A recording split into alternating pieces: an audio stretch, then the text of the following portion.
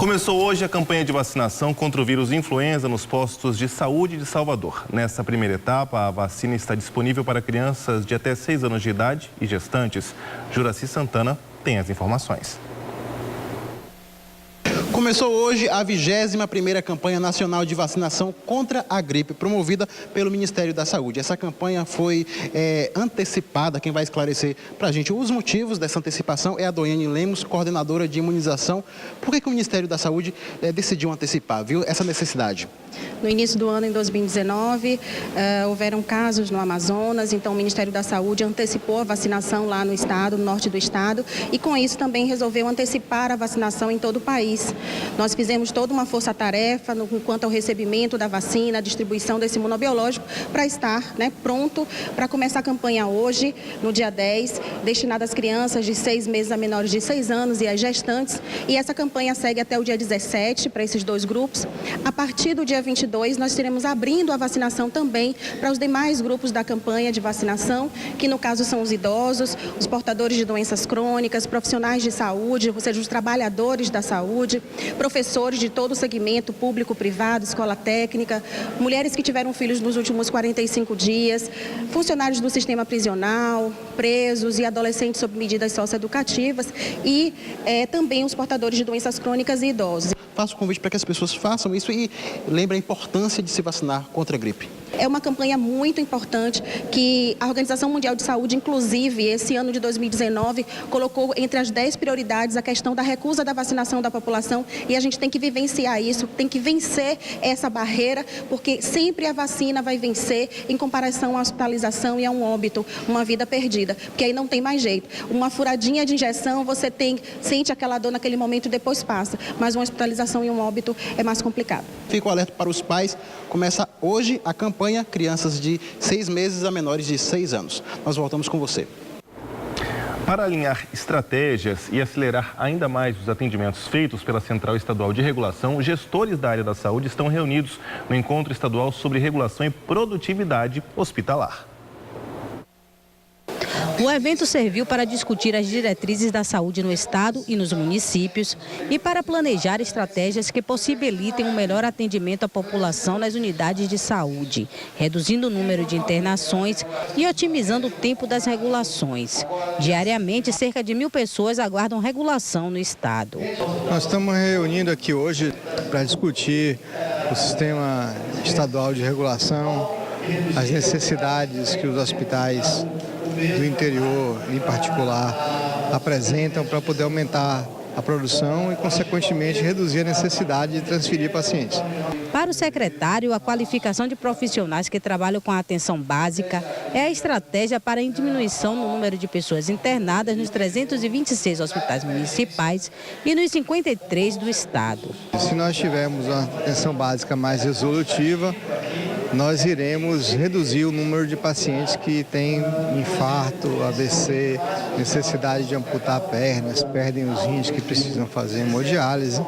Portanto, o governador Rui Costa tem um projeto de apoiar os municípios para fortalecer, qualificar e ampliar a atenção básica em toda a Bahia.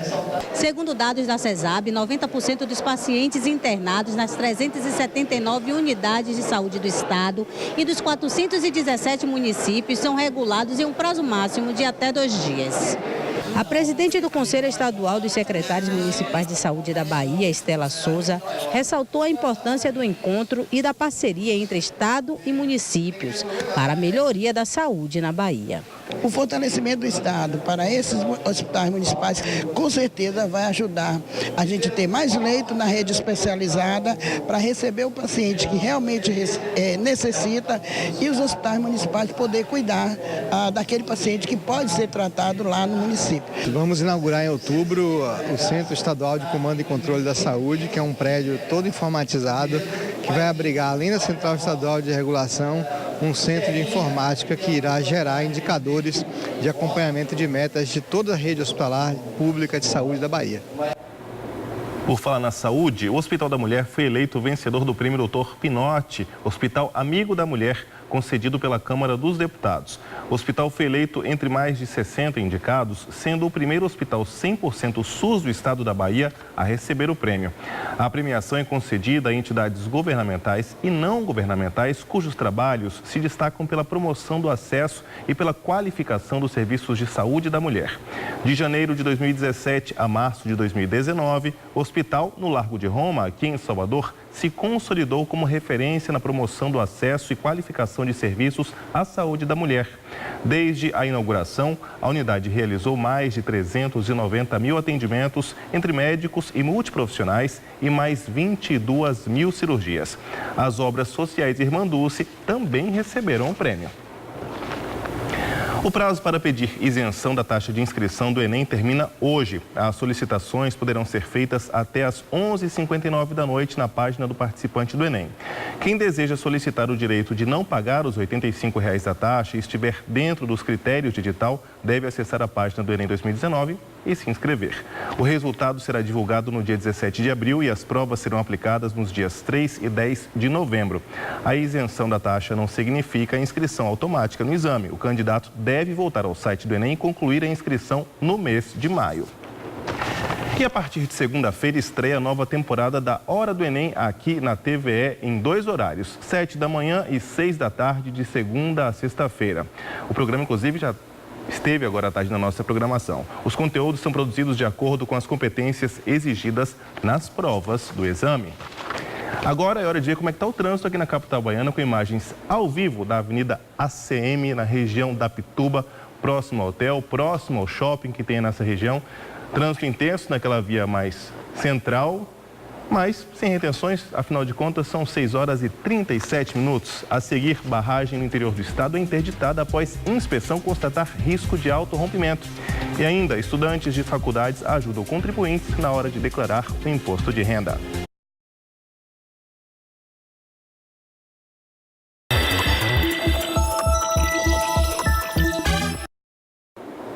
As alergias alimentares são doenças caracterizadas por manifestação do sistema imunológico após a ingestão ou contato com certos alimentos.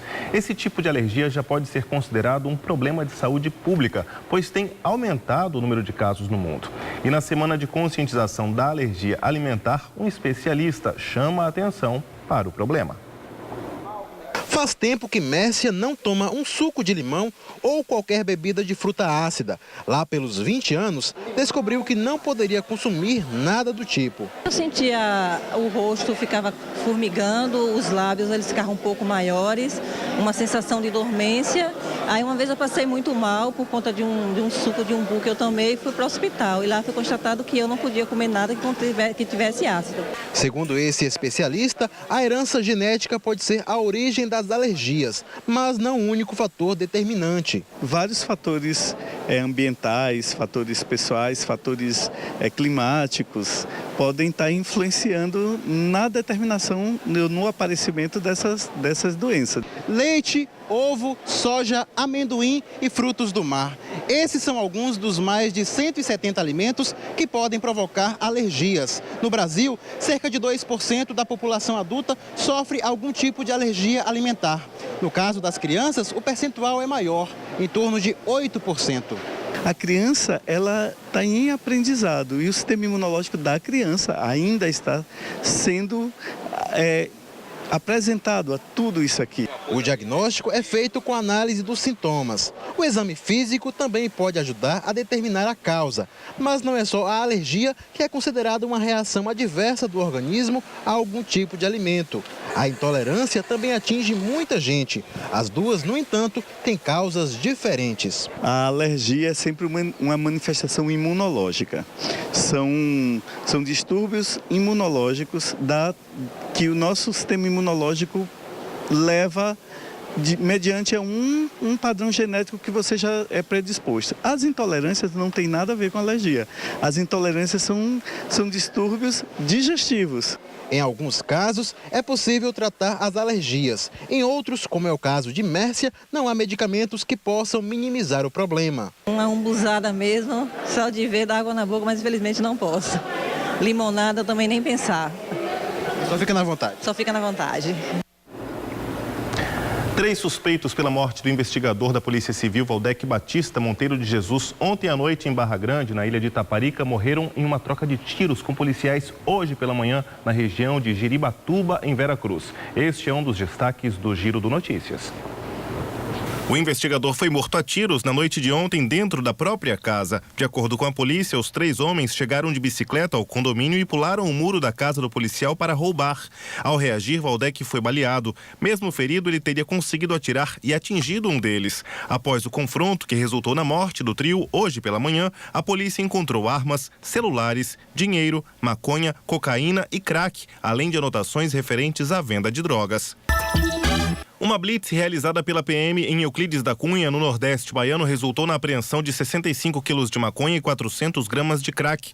As drogas estavam em um carro com placa de Gravatá, estado de Pernambuco. Após perceber a presença da polícia, o motorista abandonou o carro na BR-116, em uma área perto da entrada da cidade, e fugiu.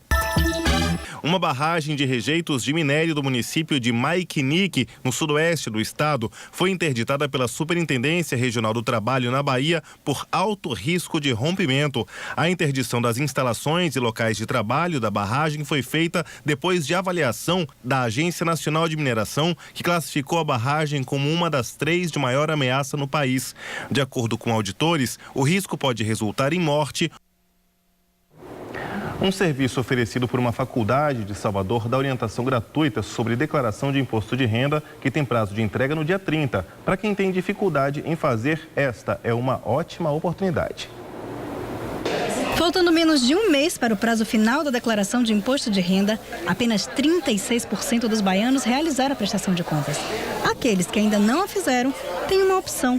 A Faculdade Visconde de Cairu, em parceria com o Shopping Center Lapa, está oferecendo serviços para declaração. É de total confiança, eu me sinto à vontade de fazer a minha declaração aqui. As pessoas precisam trazer os seus informes de rendimentos, não só os valores recebíveis em 2018, como também os informes de rendimentos dos extratos bancários, para que possa verificar a questão de aplicação, as dívidas, os valores de rendimentos também, porque tem rendimentos não tributáveis que precisam ser evidenciados na declaração. A gente pede para trazer também as informações dos bens, dos direitos, as informações de veículo, carro, moto, imóvel, porque tudo isso precisa ser declarado na condição de bens. Os estudantes de ciências contábeis que participam da ação acreditam ser uma troca de oportunidade, já que eles aprendem, adquirem experiências na área e também ajudam quem precisa. Estamos exercendo uma função que provavelmente vamos exercer durante a nossa carreira, né? Que é fazer um imposto de renda, é lidar com a contribuição previdenciária, é lidar com a contribuição de rendimentos, entre diversas outras coisas. Tem que aproveitar. O atendimento é feito das 10 da manhã às 5 da tarde no Shopping Center Lapa. São distribuídas 80 senhas por ordem de chegada e cada pessoa deve levar 2 quilos de alimento não perecível. O serviço vai até o dia 24 de abril. O número das pessoas sem trabalho voltou a aumentar e passa de 13 milhões. Sair dessa situação é um desafio ainda mais difícil se você tem entre 18 e 24 anos. Mas desenvolver uma visão empreendedora aumenta as chances de conquistar uma vaga de emprego. Desenvolver e estimular o jovem empreendedor são uns dos objetivos do Sebrae Bahia por meio do PNEE. Desde 2014, mais de 140 mil estudantes foram capacitados pelo projeto, que está atualmente em 62 municípios baianos. O Hotel de Projetos do Instituto Federal da Bahia é um dos patrocinados pelo Programa Nacional de Educação Empreendedora do Sebrae Bahia, o PNEE. O professor acredita que dar conteúdo empreendedor ao aluno modifica a forma dele enxergar o mercado de trabalho. Hoje o mercado de trabalho está um pouco mais restrito, está um pouco mais difícil de ser alcançado. E quando eles chegam com essa postura ativa de quem enxerga as coisas, de quem resolve os problemas, eles passam a ser essenciais para as empresas porque resolvem as dores das empresas. O Instituto promove o Pitch Day, um dia voltado para a apresentação dos projetos desenvolvidos dentro do IFBA. Os vencedores deste ano levaram o Areja Bus, sistema de climatização para os ônibus. Foi detectado que a temperatura interna do ônibus media 44 graus Celsius, enquanto a externa estava 32,5.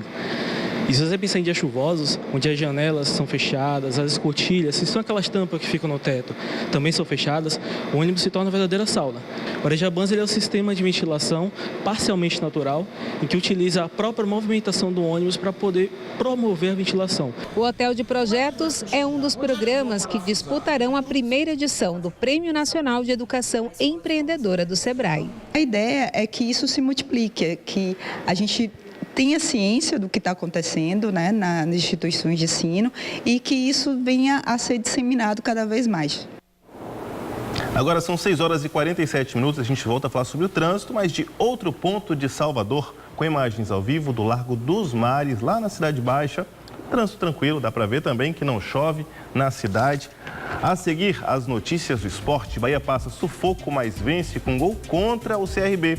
E o técnico do Vitória pede 8 reforços para a Série B. E ainda, balé do Teatro Castro Alves oferece aulas gratuitas.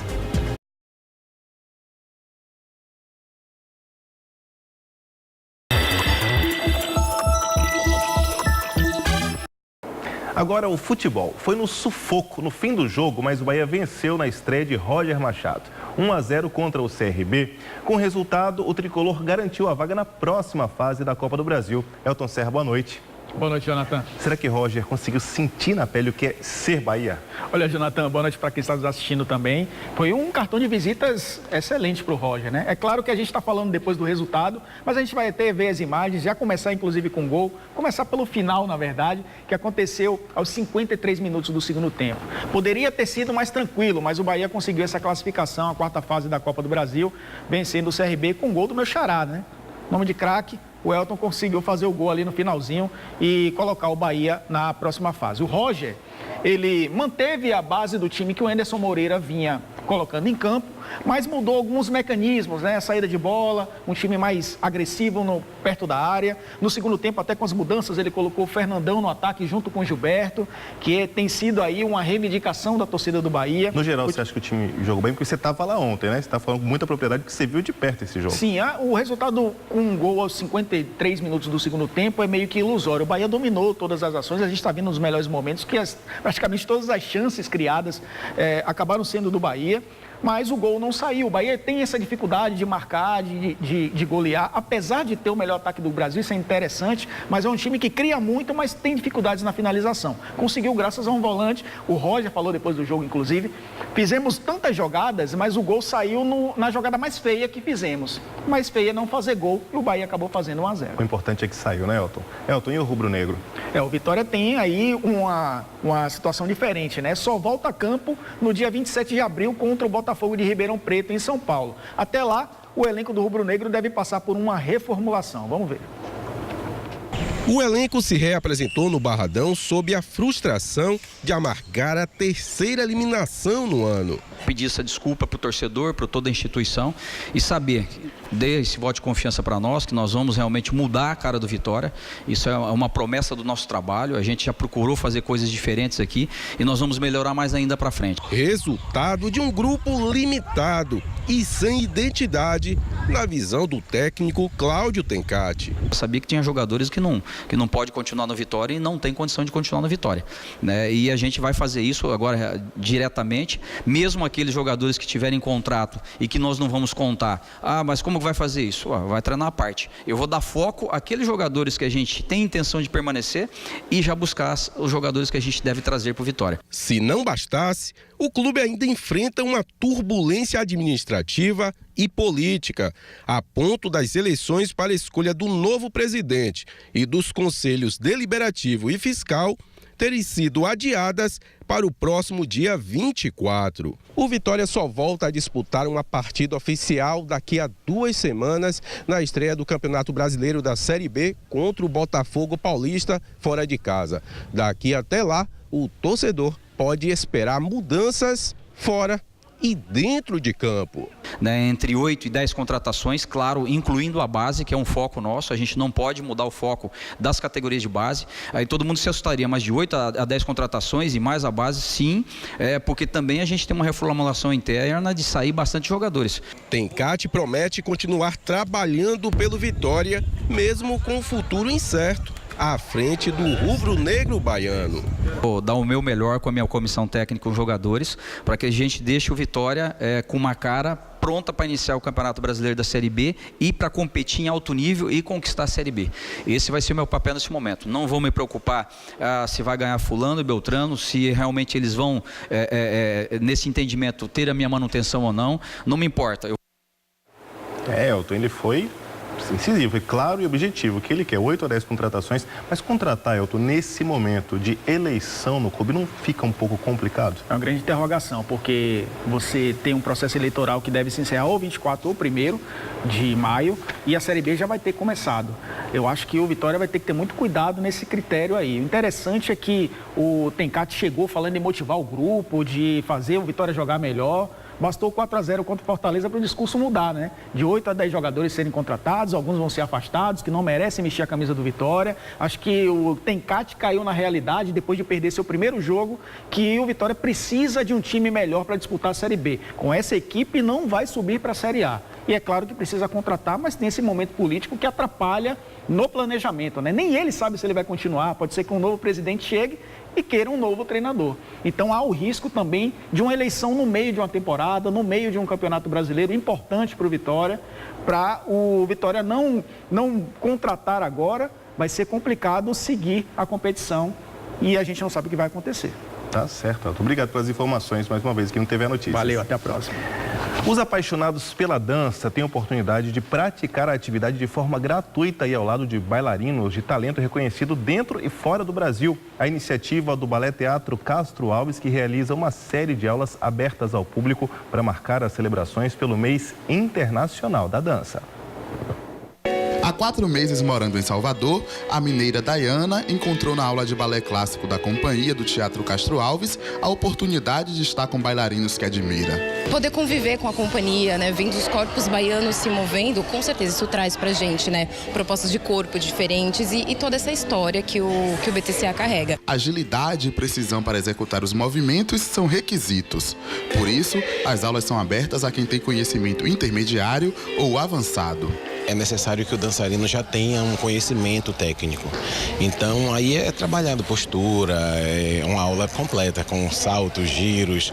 É uma aula, a gente diz que é uma aula mais puxada, porque já é uma aula da companhia e as pessoas da comunidade têm a oportunidade de fazer aula com esses bailarinos profissionais. As aulas abertas marcam o mês da dança, comemorado em abril. Além do balé clássico, são oferecidas aulas de dança afro-brasileira e pilates.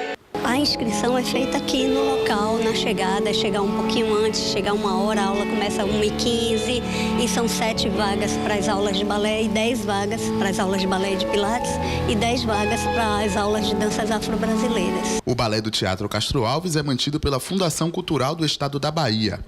Há quase 30 anos no grupo, Marcos destaca a troca proporcionada pelas aulas abertas. Fortalece a classe e possibilita a eles o acesso de troca, né, dessa informação. Nós, profissionais, com bailarinos de grupos, de editais, externos, de outros estados, aqui é muito rotativo o público que vem fazer as aulas públicas. A grade de horários das aulas e quantidade de vagas está disponível no site do Teatro Castro Alves.